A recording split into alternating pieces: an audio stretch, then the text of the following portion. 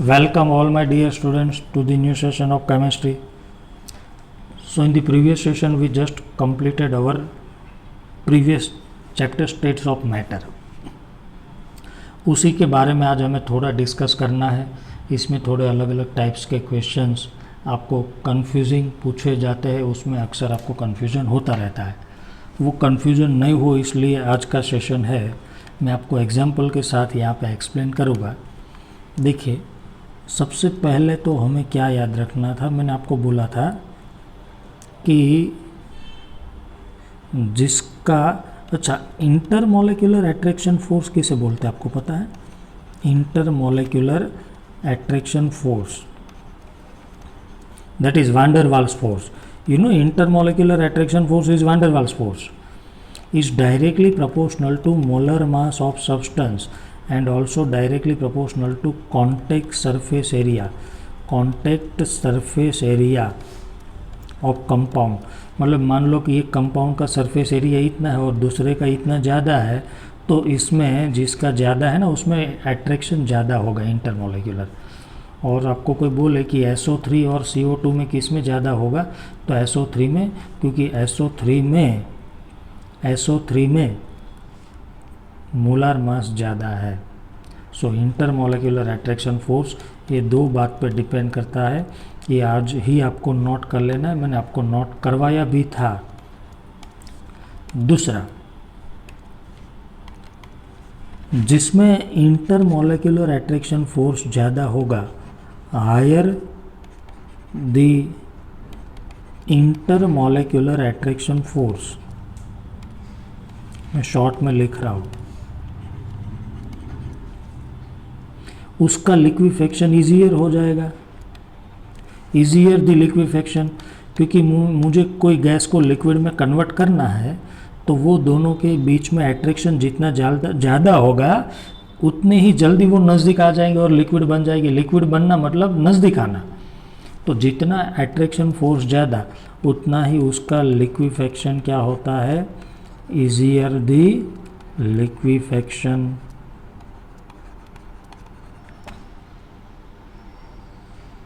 And जितना liquefaction जल्दी होता है उतना ही उसका क्रिटिकल टेम्परेचर हायर होता है। मैंने बोला था आपको कि higher the critical temperature easier the liquefaction. और जितना क्रिटिकल टेम्परेचर ज़्यादा होता है, ये मैं आपको अभी फिर से ये रिलेशन लिखवा दूँ कि वैल्यू ऑफ ए, आपको पता है वो van der Waals इक्वेशन था, P + AN²/V²। ये क्या था, तो ये इंटरमोलेक्युलर अट्रैक्शन फोर्स था। जितना ए ज़्यादा उतना बी कम, क्योंकि बी वॉल्यूम था, तो दो मॉलिक्यूल के बीच में अट्रैक्शन ज़्यादा हो जाएगा तो वो नज़दीक आ जाएंगे और वॉल्यूम कम हो जाएगा, तो बी कम। और जितना ए ज़्यादा, ए क्या था, तो इंटरमोलेक्युलर अट्रैक्शन फोर्स था। इंटरमोलेक्युलर अट्रैक्शन फोर्स था, मैंने लिखवाया था कि A is related to intermolecular attraction force. तो फिर से अब ये रिलेशन अप्लाई हो गया कि जितना इंटरमोलेक्युलर अट्रैक्शन फोर्स ज़्यादा उतना ही क्रिटिकल टेम्परेचर ज़्यादा और उतना ही लिक्विफेक्शन ईजियर होता है। तो उतना ही क्रिटिकल टेम्परेचर ज़्यादा और उतना ही लिक्विफेक्शन जल्दी होता है, लिक्विफिकेशन ईजियर हो जाता है, लिक्विफिकेशन ईजियर हो जाएगा। तो इसे, ये रिलेशन फर्स्ट नोट डाउन करो, फिर ये मत लिखो, ये लिखना है तो लिख दो, बट इसी से मैंने ये फाइनल रिलेशन डिराइव किया, इसे तो याद रखना ही होगा, खास मोस्ट इम्पोर्टेंट। नेक्स्ट, एक और रिलेशन कि हायर द वेपर प्रेशर, जिसका वेपर प्रेशर ज़्यादा। अच्छा, आपको पता है vapour pressure is inversely proportional to, directly proportional to temperature, क्योंकि आप पानी को हीट करें तो उसकी वेपर ज़्यादा बनेगी और प्रेशर भी ज़्यादा लगा वेपर का, तो vapour pressure is directly proportional to temperature. Inversely proportional to intermolecular attraction force, जितना दो मॉलिक्यूल के बीच में अट्रैक्शन ज़्यादा उतनी ही वो लिक्विड की वेपर कम बनेगी।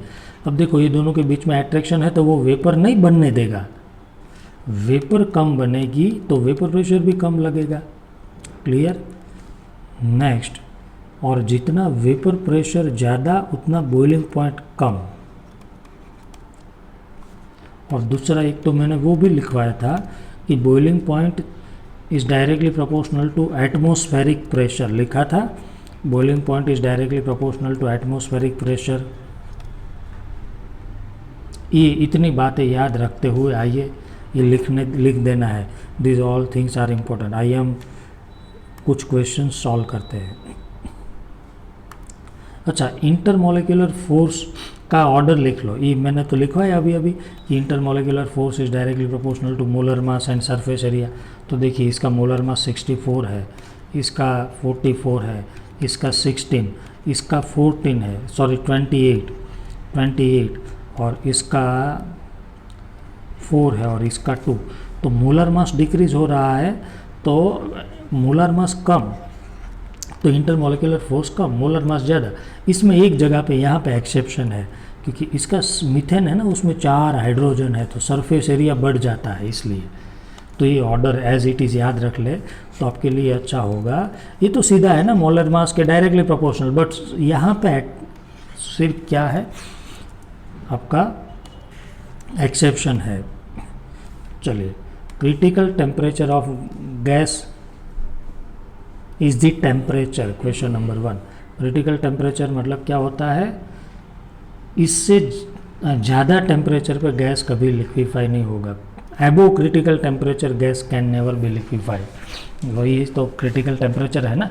मान लो नाइट्रोजन का क्रिटिकल टेम्परेचर 30 डिग्री है तो वो 35 पे कभी लिक्विड नहीं होगा, 25 पे हो जाएगा। क्रिटिकल से हायर टेम्परेचर पे गैस लिक्विड नहीं होगा। तो क्वेश्चन नंबर 1 का सॉल्यूशन ये था, above critical temperature gas can never be liquefied. Next, H2 gas के लिए compressibility factor Z is equal to PV/nRT क्या होता है, तो ग्रेटर देन 1।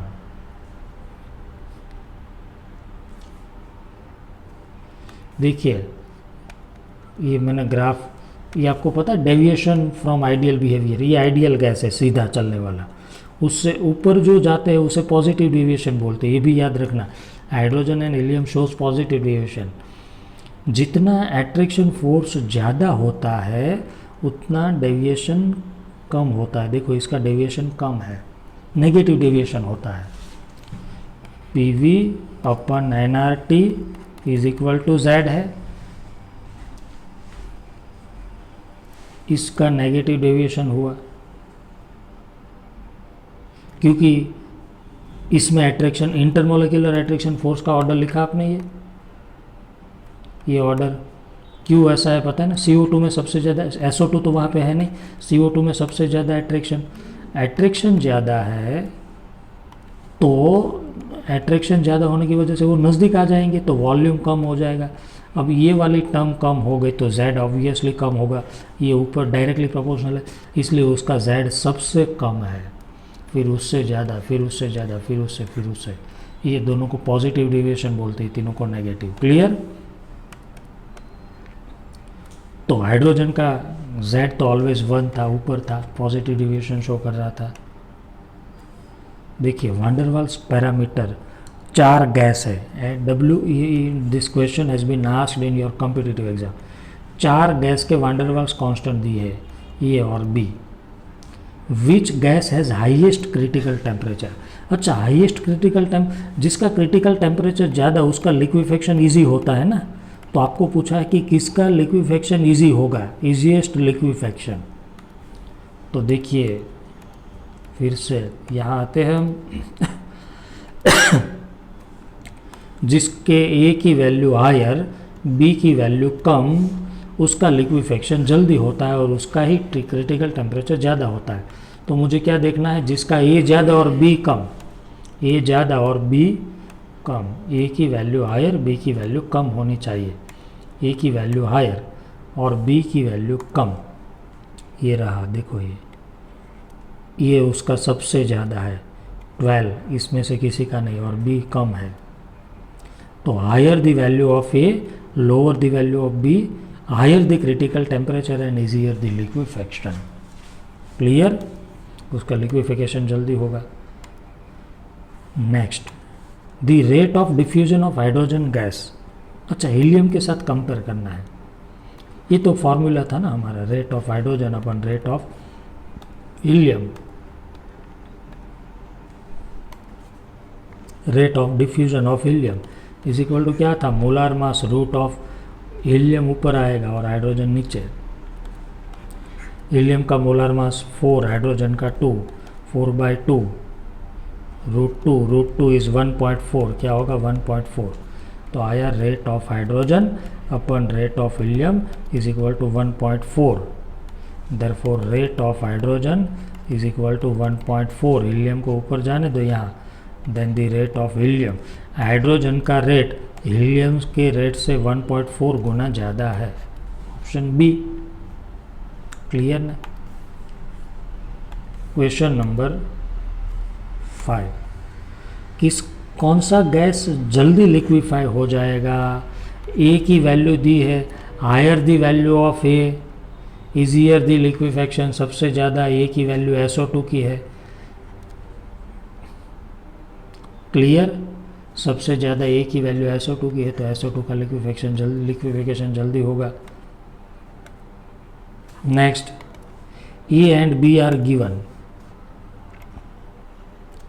क्लोरीन जल्दी लिक्विफाई होता है कंपेयर टू इथेन, तो उसका मतलब क्लोरीन का ए ज़्यादा होगा और बी कम होगा, बी लेस होगा। क्लोरीन का जिसका लिक्विफिकेशन जल्दी होता है उसका a higher and b lower होता है, तो ए क्लोरीन का ज़्यादा होगा और बी कम होगा। Option D is correct. See this question is asked in JEE 2011, I think 2011 में एक क्वेश्चन पूछा गया है। एक लास्ट क्वेश्चन में आपको चलो बताओ कि मुंबई, फिर बेंगलोर, शिमला, एटमॉस्फेयर का प्रेशर कितना है वो यहाँ पे मैं आपको बताता हूँ। मुंबई में एटमॉस्फेयर का प्रेशर 1.01 इंटू 10⁵ पास्कल है। मान लो बेंगलोर में 1.05 इंटू 10⁵ पास्कल है और शिमला में 1 इंटू 10⁵ पास्कल है, 1 into 10⁵ pascal. In which city water will boil first, water will boil first, सबसे पहले वाटर कहाँ बॉयल होगा, मुंबई में, बेंगलोर में और शिमला में, कम टेम्परेचर पे। फर्स्ट बॉयल होना मतलब जल्दी बॉयल होना, कम टेम्परेचर पे। तो क्या मैंने आपको लिखवाया था कि देखो boiling point is directly proportional to atmospheric pressure. जहाँ एटमॉस्फेयर का प्रेशर ज़्यादा वहाँ पे बॉइलिंग पॉइंट ज़्यादा, तो सबसे ज़्यादा बॉइलिंग पॉइंट कहाँ होगा, जहाँ एटमॉस्फेयर का प्रेशर ज़्यादा। मान लो यहाँ एटमॉस्फेयर का प्रेशर ज़्यादा है, यहाँ पे देख लो, तो यहाँ बॉइलिंग पॉइंट मान लो 101 डिग्री है, यहाँ 101 डिग्री है एट बॉइलिंग पॉइंट 101। यहाँ थोड़ा प्रेशर कम है तो यहाँ 100 डिग्री है, यहाँ और प्रेशर कम है तो यहाँ 90 डिग्री होगा। जहाँ एटमॉस्फेयर का प्रेशर ज़्यादा वहाँ बॉइलिंग पॉइंट ज़्यादा, तो सबसे जल्दी वाटर शिमला में बॉयल होगा। मैंने बोला था at higher altitude boiling point of water decreases, reason के साथ मैंने आपको एक्सप्लेन किया था। क्लियर। तो इस चैप्टर में ऐसे कुछ क्वेश्चंस आपको पूछे जा सकते हैं, लॉजिकल क्वेश्चन, इसलिए आज का सेशन मैंने आपके लिए स्पेशल लिया था। और जो मैंने आपको बोला है इतनी बातें ये नोट कर दो, फिर ये मैंने जो आज नोट करवाया वो खास ध्यान में रखना, और बिफोर एग्ज़ाम आप इसे लर्न करके जाना ताकि आपको पता चल जाए कि आपको कैसे क्वेश्चंस पूछे जा सकते हैं। क्लियर। तो आज के इस सेशन को हम यहीं पे रोकते हैं और इसी के साथ हमारा ये चैप्टर भी कंप्लीट होता है। नेक्स्ट सेशन में we will meet with our new chapter. Till then good bye.